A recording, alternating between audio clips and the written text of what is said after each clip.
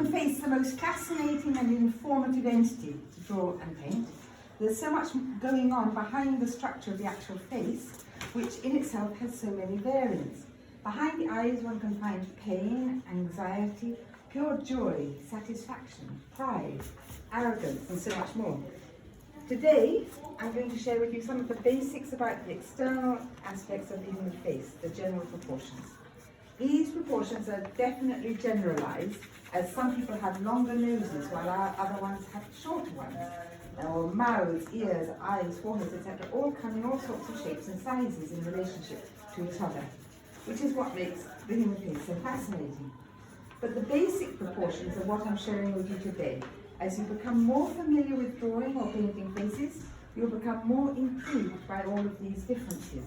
But initially, knowing the basic proportions will help you to not make the common mistakes that many beginners make when drawing faces, like the example I gave of putting their eyes too high in the face.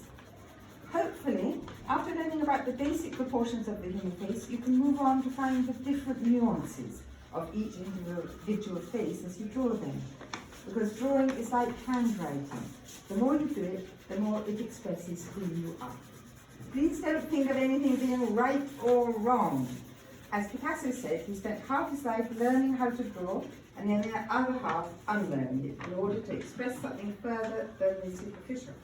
If accuracy and realism were the highest pursuits when painting and drawing, then photography would have killed painting, but it didn't.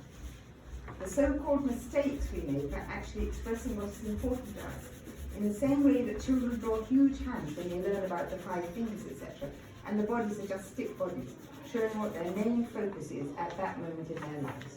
I hope you'll feel free to enjoy and draw what inspires you with no worries of judgment or criticism, because everything is an expression of who you are and of your perception, and it should just be fun.